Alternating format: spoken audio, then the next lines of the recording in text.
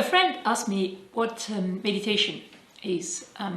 We're talking and so yeah, but what do they mean by meditation? Which I think it's a very interesting question. And so I thought, okay, let's talk a bit about meditation.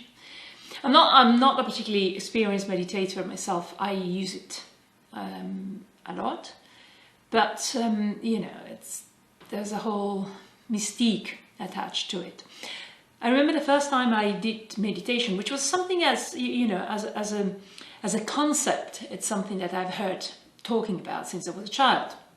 And of course, there's the word meditative and meditation, as in reasoning, or not so much reasoning, but a kind of like attempt to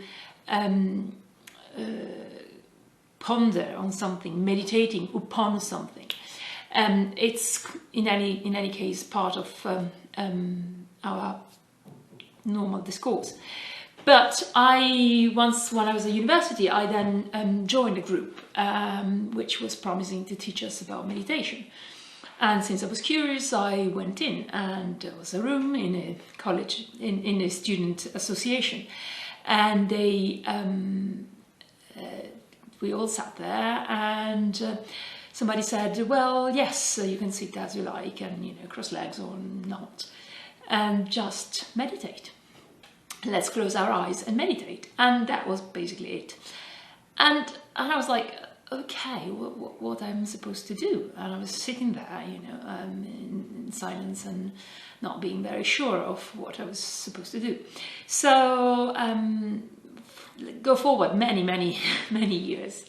And then I went to the extreme, the opposite, I call it the opposite extreme. And I actually did a Vipassana meditation retreat, which was a very interesting experience, and it certainly taught me a lot about meditation and different kinds of meditation. And just to clarify, this is a retreat in which you are taught the Vipassana technique, which I'm not going to talk about, just you can go and look for it.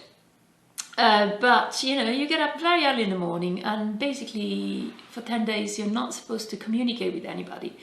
And you just spend about 11 hours a day meditating, sometimes in group and sometimes on your own. Now, the one wonderful things about Vipassana meditation that in my experience, is that it's incredibly body-based.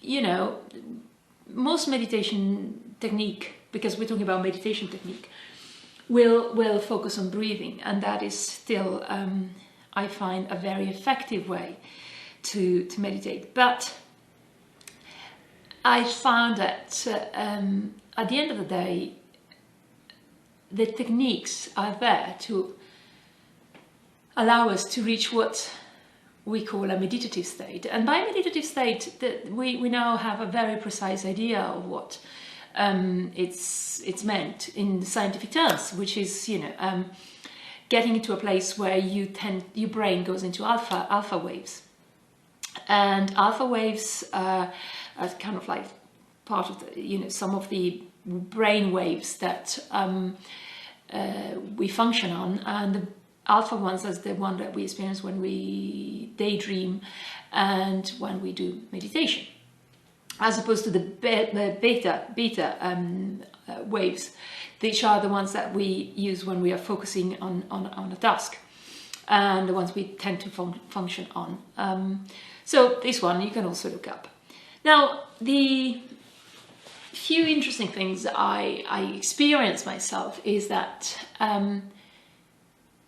when I experience what I call a successful meditation, I manage to empty my mind of thoughts, and that creates a situation where I'm not thinking, which is, you know, one of the way they describe meditation. Oh, you see the thought and you let it go, you see the thought and you let it go, you don't hang on to the thought.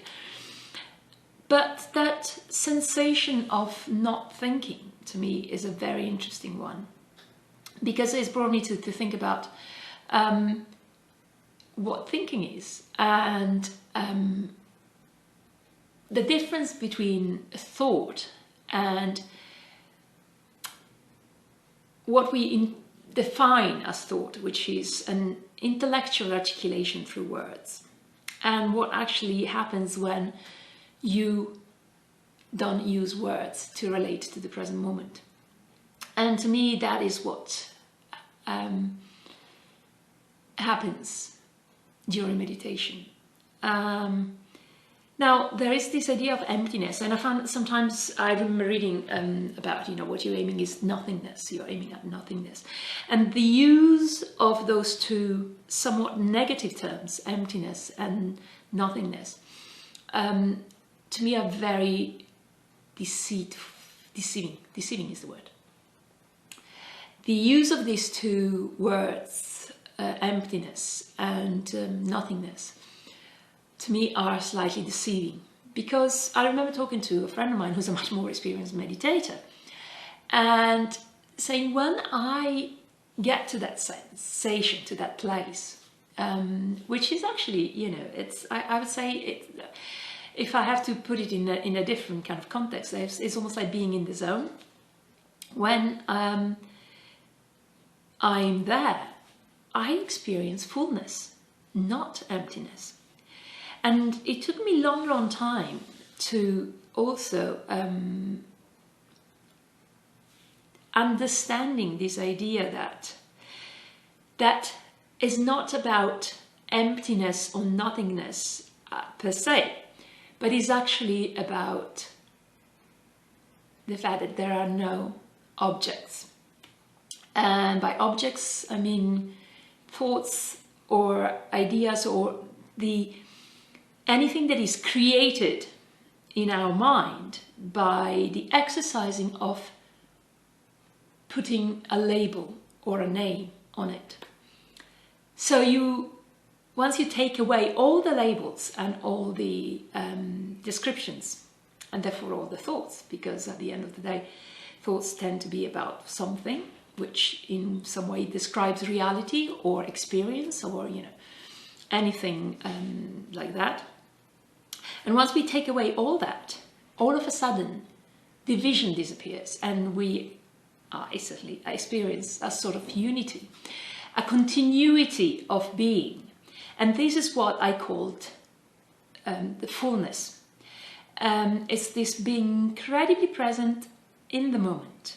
It's being completely connected to this present moment. And my feeling is that it's not that we don't think anymore. We actually think in a different way, a way that is not articulated through words. Because if thought is also consciousness, we still are thinking, but we're not articulating, and it's a different way of thinking. Now, what I experienced in the Vipassana retreat, which I then were able to sometimes experience even after, it's something about my body releasing. And I'm talking about neurology here, I think, and it's literally releasing tensions, focusing on the breath and not giving my neurology anything else to do in those moments, allows somehow some kind of release from tensions that I didn't even know I had. So it creates a connection, this getting away from your mind, or from the exercise of being involved with words or with thoughts, as we normally intend them, creates a space in which we then connect to something that we don't normally connect with, and in this case being our body. And then we allow the body to think, and we think in a different way. And it's really quite extraordinary. Now, what happens, I find, that we switch from a mode which is a narrative that we have all the time in our minds to a narrative of experiencing the moment. We experience the moment in a direct way through our bodies rather than through our minds. Now, this is my way of experiencing. I'm not saying this is what it is about, but in itself this seems to be an incredibly good tool to reconnect with the moment and reconnect with our bodies. One of the interesting things that the meditation teacher said was that, yes, you practice that state while you're sitting there because you have no distractions, so you can connect. And I find that I always describe that connection as being connected with myself rather than with my identity. So this is why, I know who I am. When I'm in those moments, I know who I am, because who I am is just the moment of being. I am the one who is in that moment. And it's easy to do that when you're just sitting there, closing your eyes, especially if you're with 120 people in the same room. I find that meditating with other people is incredibly powerful, and I'm not sure why. There might be something about resonating, and everybody sort of like, we are sympathetic animals. So if everybody goes home, it's easy for us to go home. But it is much more difficult to be connected to ourselves and to be able to relate to the moment without all this mental chattering when we are going around and when we're going through our daily tasks. And yet, towards the end of the retreat, I remember that we were encouraged to be on what they call a meditative state all the time, which means that you don't have to sit in a corner closing your eyes and just focusing on nothing else but your breath all the time to meditate. Meditation is not about something you do. Meditation is about, as far as I understand, getting into a different mode of perception. And that can be cultivated through the practice, but it can then be applied on your everyday tasks. When you're walking, while you're breathing, while you're doing other things, it's easier. It's going to be easier for us to go into